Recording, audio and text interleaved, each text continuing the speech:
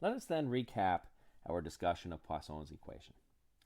In that discussion, what we had done by the very end is we had started with a density at a set of sample points, this vector n here, and we developed a single line of algebra which then yields for us the value of the corresponding electrostatic potential at every single sample point. Not only was this done in a single line of algebra, but also this line of algebra is completely basis set independent, so that we were able to give a precise definition for each of the various operators in terms of a basis set were we to decide upon what that basis set is. The other very nice thing about this expression is that we have written it in a form where it can be transcribed directly into software. So the extent to which our natural language then can become this algebraic language, we will then be coding directly in our natural language, and this then is a tremendous advantage in developing computational software, as we shall see. The second part of the lecture then reduced this all down to brass tacks. We actually picked a specific basis set to work in, a plane wave basis set, which means then we are working within this very powerful set of spectral methods for solving partial differential equations. We chose a plane wave basis set along with a set of periodic boundary conditions, and we then fully specified these periodic boundary conditions through a description of a lattice that I will describe momentarily. The point, though, of doing this is that once we work out and choose a particular basis set, we are then able to work out in explicit detail, and this was what we spent some time doing at some pains in order to completely numerically specify the action of each and every one of these operators, thereby providing a full and entire self-consistent solution to Poisson's equation. Going down a little bit more into the detail, when we looked at our periodic boundary conditions in 3 dimensions, they can be specified by 3 independent vectors, which then specify directions and displacements that give perfectly periodic behavior. These lattice vectors are 0, R1, and R2, then specify the periodicity.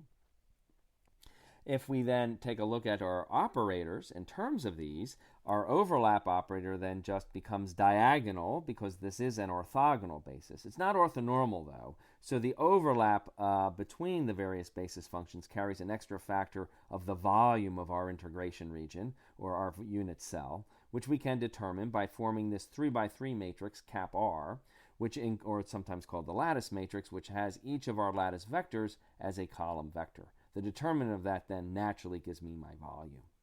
The Laplacian operator corresponds then to the matrix elements of the Laplacian between my basis functions.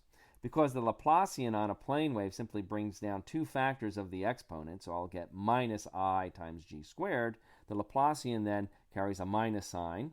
I have g squared, and then I'm just left with the overlap of my matrix. So I have the minus sign, I have the volume factor from the overlap matrix, and then I have, again, a diagonal matrix, but now it's not a constant along the diagonal. There's a different element along each diagonal.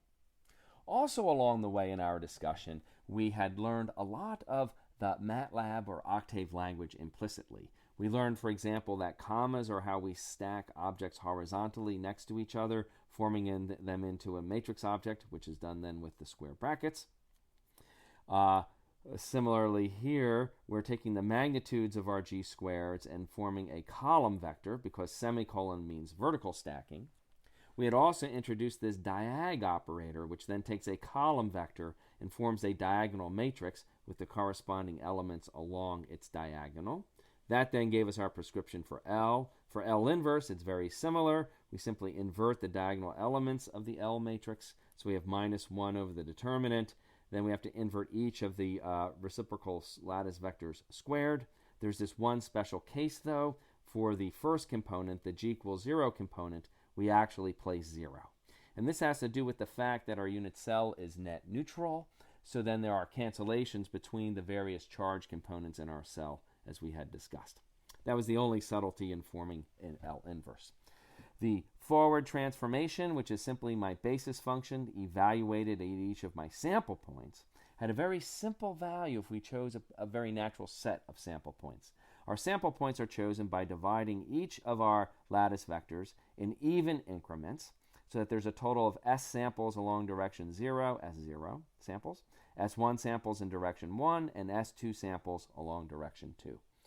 then any point inside can be specified by a set of integers along each vector between 0 and the corresponding size minus 1. When we make that particular choice, this transformation matrix, the value of my basis functions, then just becomes simply the fast Fourier transform kernel, as we had discussed.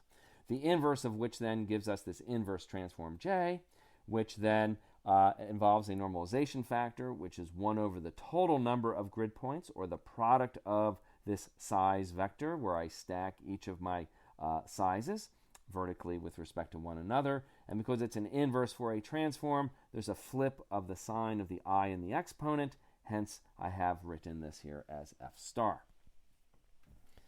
Very good. So that then gave us a complete specification of the operators needed to solve for the electrostatic potential phi.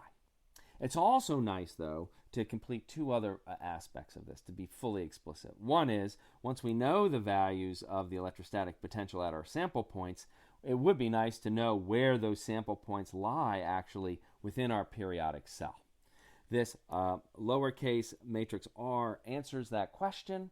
R consists of a long series of rows. Each row corresponds to a single point in or value in phi, and it gives a 3-vector then whose components tell us nothing other than the actual vector position relative to the corner of my unit cell of the corresponding grid point.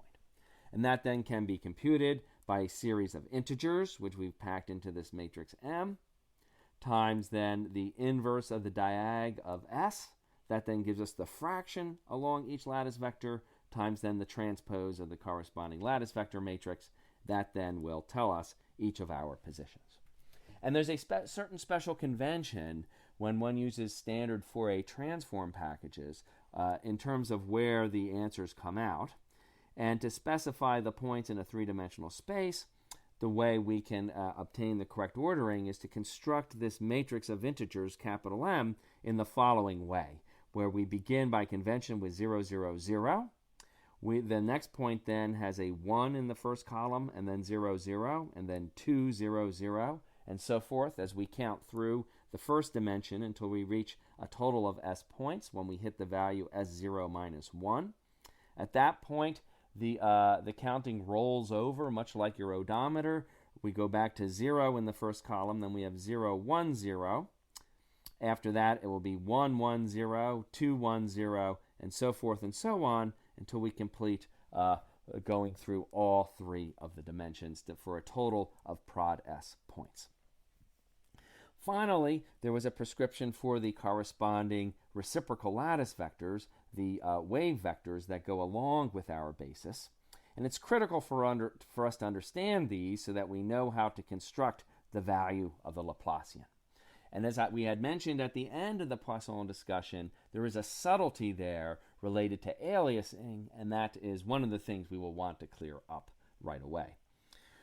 Now, the way it is specified by standard Fourier conventions is as follows. These G vectors are then rows of another matrix, which I call the G matrix. And to construct this matrix with each G vector as a corresponding row, the final formula is a phase factor of 2 pi. There's a special, again, matrix of integers, and then it's the inverse of the lattice matrix that appears at the end of the product. Now, in this case, the counting has this little extra wrinkle. We start again with 0, 0, 0. We count through 1, 0, 0, 2, 0, 0. The subtlety comes that once we've reached halfway through our list and hit S0 over 2, we suddenly switch to negative values, minus S0 over 2, plus 1, and then we keep counting upwards until we approach minus 3, minus 2, minus 1, and at that point we've completed S0 values.